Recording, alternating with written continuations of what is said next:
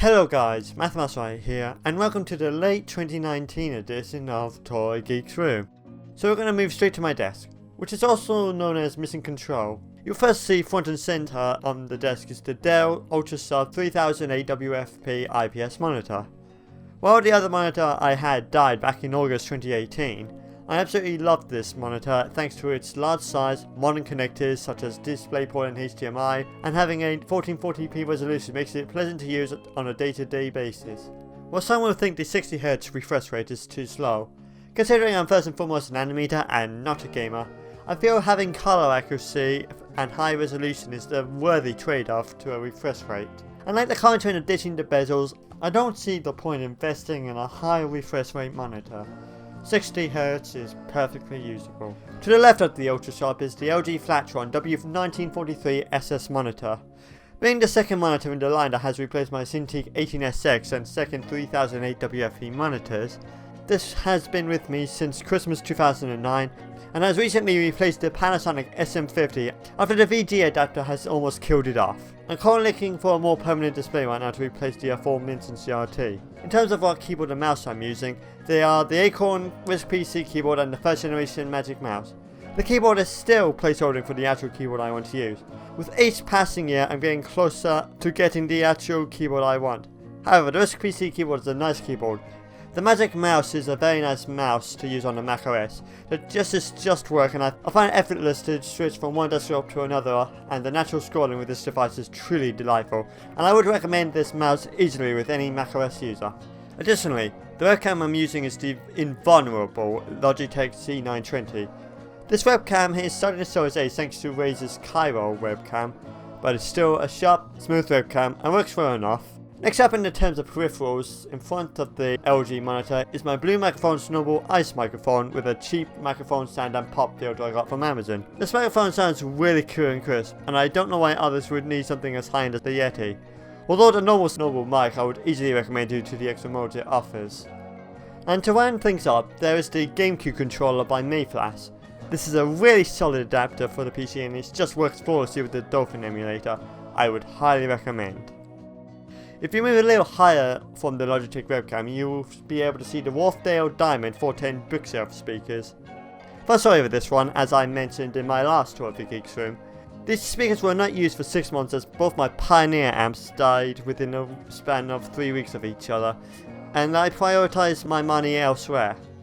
I didn't get the system back up and running again until August 2018 when I bought a new amp.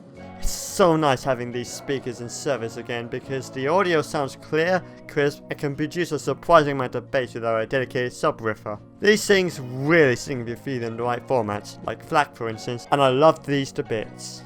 To the right of my Dell monitor is my storage drives, the first and digital 5TB Elements drive and the Seagate 3TB expansion drive. The Elements is the actual main storage, with the Seagate's purpose is to store the raw renders of my animations, but lately been used as a backup drive as I've run out of space on my Elements drive now and I can't find anything else to delete or uninstall to make more space. Also, you may have noticed to the right of these drives is my Nintendo Switch, which I find myself playing more than my actual PS4. Underneath my desk from left to right, the first thing you'll notice is the Kenwood A63 amplifier. This is a splendid amp for its age and really makes my Wharfedale sing.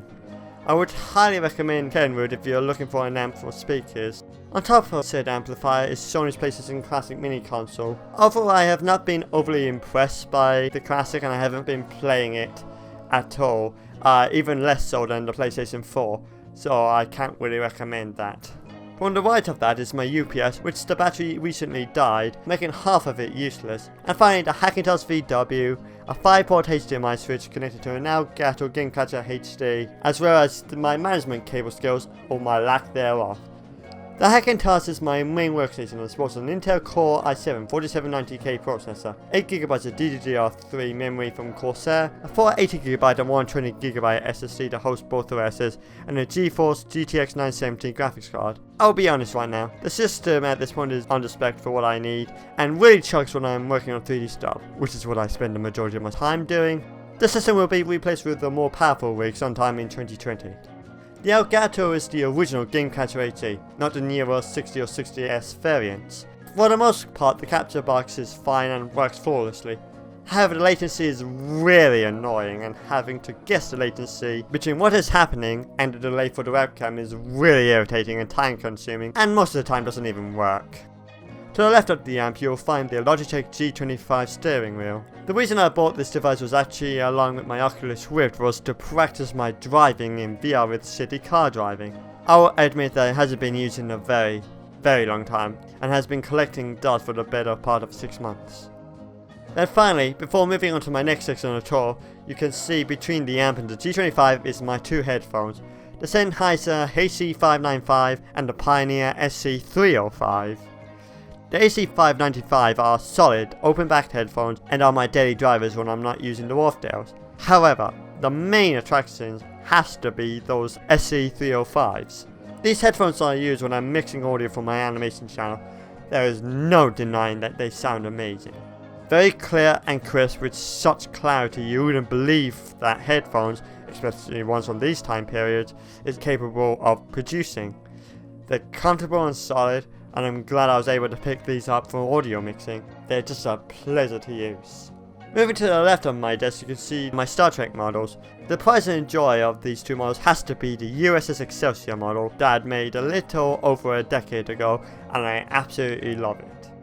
To the right of my desk you can see my bed as the still neglected entertainment setup with my 23.6 inch Technicolor TV and Panasonic PV204 VCR player. Honestly, the main thing that makes me not want to watch stuff on the TV has to be the size is too small for the distance involved, especially when I got a 30-inch monitor on my desk.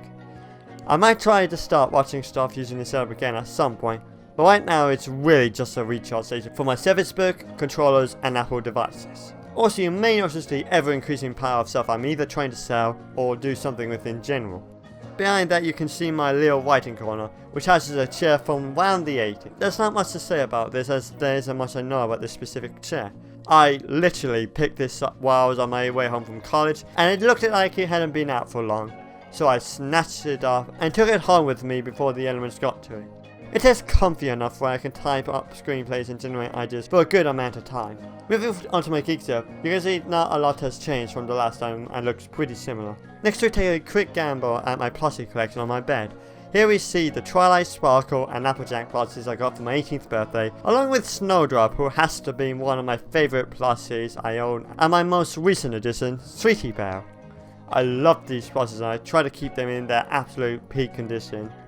Next let's move on to my main chair, the RS2Go Duo.